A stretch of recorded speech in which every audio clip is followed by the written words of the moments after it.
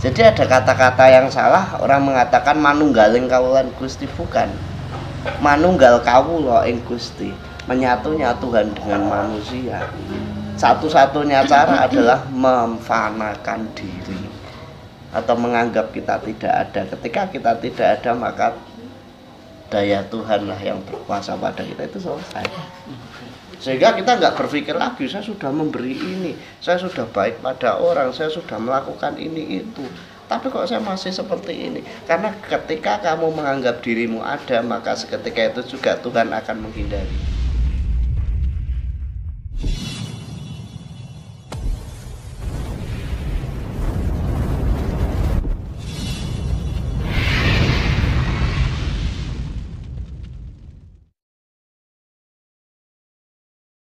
Kalau saya sendiri itu intinya kan cuma ingin membangun karakter kita menjadi manusia utuh begitu saja, enggak mau berpikir yang panjang lebar lah.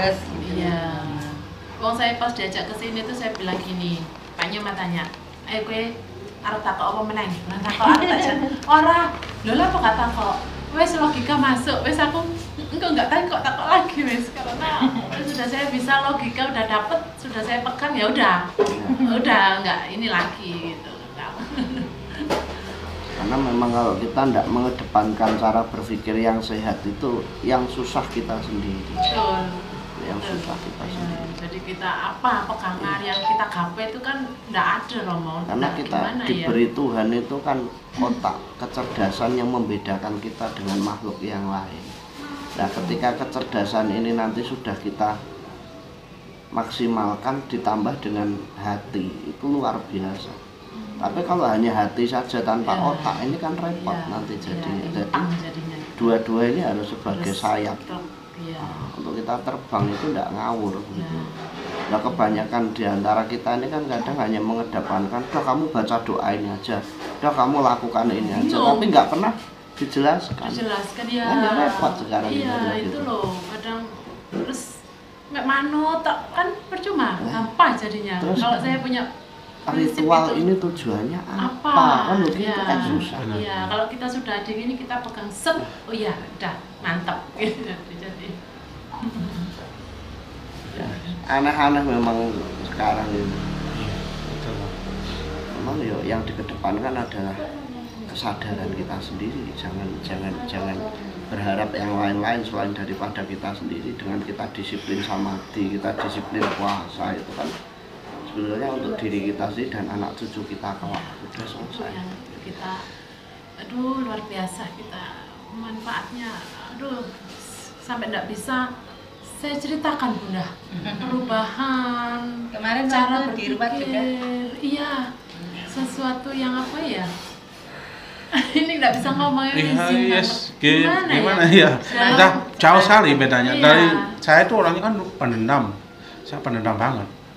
Terus mulai dengerin YouTube-nya Romo itu, terus sampai dapat buku dibacakan, ada pegawai saya di kantor kalau nganggur saya suruh bacakan. Sampai bisa puasa mutih itu berturut-turut selama 3 minggu itu kan berat ya Romo ya. Iya, betul. Berat sekali. Betul. Ya tulisan itu satu kertas besar itu isi berapa tulisan ya, karena kan nggak bisa baca, hurufnya gede-gede segini. Saya hafalkan dengan huruf Latinnya itu aja. Sampai selama 3 minggu itu kan sesuatu yang berat lah bagi saya. Apalagi kondisi saya harus setiap hari tengkurap 2 minggu itu kan harus tengkurap terus. Pasca operasi Itu ya, sambil tengkurap saya sambil dengarkan, habis itu mulai ikut puasa, bisa baca sedikit, saya baca, saya dengarkan, saya baca, sak mampu-mampunya saya sampai tebus 3 minggu itu mutih itu. Luar biasa kok saya sampai di sini. Sekedar saya pengen ya Romo. Saya memang dari dulu itu kan kembali ke itu ya kan, saya keluarga dari pendeta gitu ya. Saya tuh sering puasa itu sering saya, apalagi kalau anak mungkin mau ujian, saya ngadepi sesuatu masalah, mesti saya selesaikan dengan puasa. Terus berjalannya waktu, saya kenal sama beliau. Nah, beliau itu selalu membuli saya, Bunda. Kowe iku poso iku antara diet ambek medit. Nah, dietnya pengen diet, saya harus meditnya gak kelem tuku panganan. Saya dibully itu sekian tahun, hampir 14 tahun. Dia sangat orang puasa. Hidup sekali, dinikmati, makan, lihat gini. Terus saya diem aja, kadang ya namanya orang rombang ambil kayak gitu. Nah terus kamu kalau puasa kamu mengajak negosiasi sama Tuhan. Tujuanmu kalau banyak sekali bahwa kata-kata bagaimana sampai sedemikian hanya seorang romoh yang membuat dia itu aku harus puasa, Mam. Kayaknya tenan apa merinding saya loh Bunda. Iya langsung saya jalani puasa. Merinding saya. Artinya selama ini yang banyak saya gitu. Ketemu orang, saya mau anak saya mau sekolah saya tak puasa, saya pingin ini saya puasa, berarti kan ngomongnya Tuhan aku tak puasa tapi kasih aku ya kan gitu ya, berdagang sama Tuhan jadi saya enggak mau. Kalau ada orang seperti saya ketawain, berarti niatmu sebenarnya apa? Nah, kalau negosiasi. Iya, kalau di Romo kan jelas berpuasa untuk dirinya sendiri, bukan untuk saya puasa biar saya dikasih kemudahan. Iya. Itu yang dari situ saya makanya saya betul-betul tak jalani betul. Kuat dia puasa sampai saya sering jadi setannya dia loh Bunda. Iya, di saat dia memutuskan puasa itu saya makan ikan asin, ikan sukaan apa gitu dia kan tak ambil-ambil dia. Gitu aku mau jadi setanmu, saya bilang sama ini, kadang sama ini, Bunda mau jadi gitu, sengaja sampai sebagaimananya dia sih. Seperti ini kayaknya ini loh bukan suami saya. Kamu itu nyomen yang mana? Ya dulu mana udah mati tak? Ini nyomen lagi saya makan, saya mau jadi setannya dia. Kekeh dia, bisa di saat itu. Aduh astagfirullah, alhamdulillah puji Tuhan. Jadi mendekati kita sudah umur, saya jadi ada sosok yang bisa itu buat contoh anak-anak. Terus banyak hal yang saya tidak bisa ini gimana ya. Terus di tempat tidur itu juga kita di kamar seperti yang Roma waktu ruatan itu ada satu yang saya tangkap yang berharga buat saya Romo. Ya Romo bilang datang ini tapi datang bla bla bla ya. Terus itu datang seorang premio. Nah, premio itu ya. Kadang kita di kamar kita merasa berdua aja kan. Kadang kita mau berantem, kita mesti ngambek-ngambekan gini. Setelah Romo ini bilang waktu dalang itu ya Romo ini ada premio loh yang menjaga kita ini. Saya itu jadi ternyata ada. Jadi kita nggak bisa saya ini kan ceritakan Romo. Premio itu seperti ini, jadi gimana ya Pak ya? Susah dijelaskan. Nggak bisa menjelaskan. Jadi kita tuh sekarang saya bikin adem pikiran, terus kita kejawab semua. Ya. Kita nggak mau mengeluh karena engkau nek mengeluh usaha sepi, engkau dia didukunkan ini, gitu kan ya Roma ya. Mungkin sepenangkap saya orang bodoh gitulah, kebaca gitu. Awet dewe dianu ambek tanggo ambek gini kan seperti itu. Sebenarnya ya kembali ke kita sendiri. Kita jangan berantem. Kita ini ada premio premio ya Pak. Nah, gitu kayak gitu sama suami istri. Iya. Itu luar biasa. Udah. Saya pun sebenarnya gini. Saya semenjak punya waktu untuk belajar adat Jawa, saya tuh pingin belajar. Tapi dari mana saya belajar, saya juga nggak paham. Bagaimana cara saya belajar juga nggak paham. Karena kan jarang sekali yang ngulas seperti Romo dan Romo ya. Jarang sekali, hampir tidak ada. Masih ngasihnya sepotong. Ilmunya mahal. Mungkin kalau mau bayar bisa full. Tapi fullnya sampai di mana? Kan gitu ya Romo. Nah, itulah mata saya kabur ini betul-betul membawa sesuatu yang luar biasa dalam hidup saya. Luar biasanya gini, saya bisa tahu ajaran Jawa yang murni seperti Romo bilang, saya bisa menjalani, saya bisa merasakan, pikiran saya bisa tenang. Kalau dulu kan enggak, kalau belajar gini pingin ketemunya ini, kalau belajar gini katanya orang bisa gini, kalau belajar gini, sekarang enggak. Saya tak amalkan, tak baca, tak jalani. Saya tidak pernah berpikir saya akan ketemu A, B, C, D, tidak pernah. Saya bisa ini, tidak pernah. Bahkan yang lucu ini Romo, saya dalam kadang-kadang saya sesuatu itu kadang-kadang misalkan kalau kelebatan kayak saya lagi japel gitu ya, ketemu ada makhluk-makhluk yang nyata kadang-kadang datang gitu, saya nyata. Sekarang itu sudah malah sama sekali tidak ada. Iya, itu yang paling yang memang benar itu. Iya, itu tingkatannya sama sekali tidak ada. Saya tuh enggak, bahkan saya enggak kepingin melihat ABC itu nggak kepingin sama sekali. Betul ya. Itu dong. Terus yang paling dahsyat itu dari Ono Coroko yang saya pelajari itu apa namanya, mbahnya ini kondisi sakit keras loh. Sakit keras sudah mau dijemput ini ya semua mungkin sudah dijemput sama orang-orang meninggal, sudah dijemput. Itu saya gini, udahlah saya namanya berbakti sama orang tua, saya bacakan ayat, saya kasih, pertama saya pakai Gayatri Mantra, kedua saya kasih Ono Coroko itu, malah bisa sehat loh, malah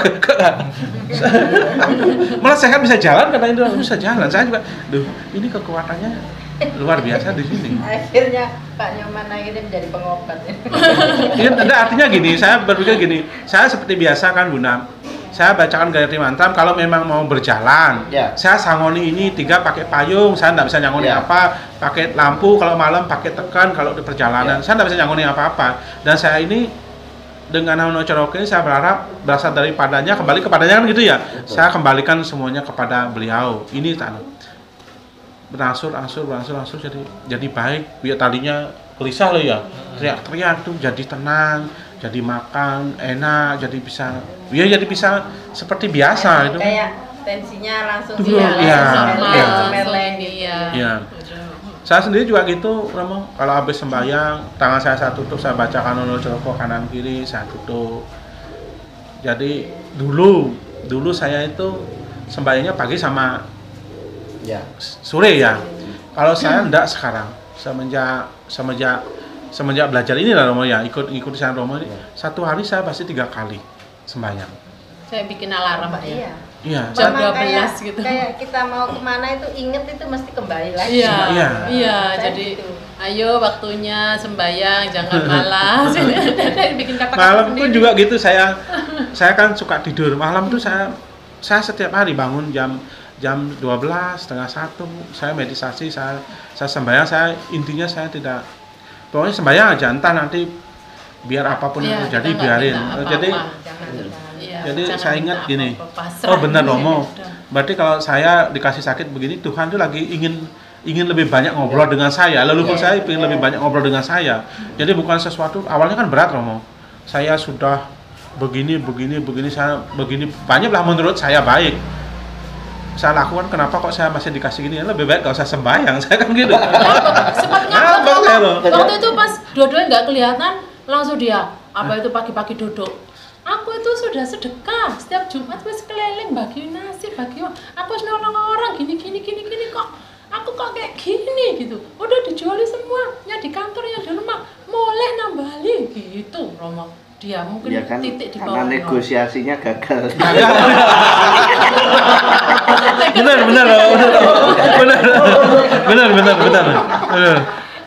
Benar. Tapi saya rasakan setiap orang akan menemui titik seperti itu. Saya sendiri pernah mengalami juga di masa-masa saya sempat dalam hati bilang gini dulu. Saya ini sudah lakukan semua yang menurut leluhur saya, menurut kepercayaan saya sebagai sesuatu jalan kebenaran. Tapi kenapa saya masih diberi seperti ini? Itu kan yang dirasakan Pak Nyoman. Dan itu pun saya mengalami. Saya sempat menutup diri, saya nggak mau ngurus ini lagi lah, saya mau diem aja, nggak mau tahu semuanya. Tapi sebetulnya fase itu adalah fase dimana bagi saya bukan ujian, bukan cobaan, tapi fase dimana bahwa kita memang sebagai manusia adalah hamba, ngawulo, atau memang kita dijatuhkan pada posisi bahwa kamu bukan siapa-siapa, kamu tidak punya kekuasaan dalam hidupmu, sehingga kamu harus mendekatkan dirimu pada sumber kekuasaan itu.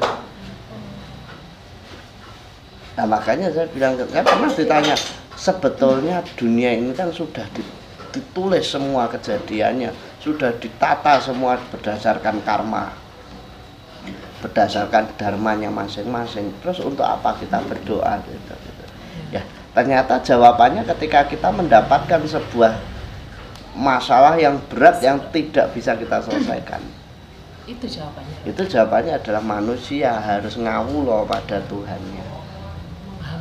menghamba sebelum dia menemukan Tuhannya.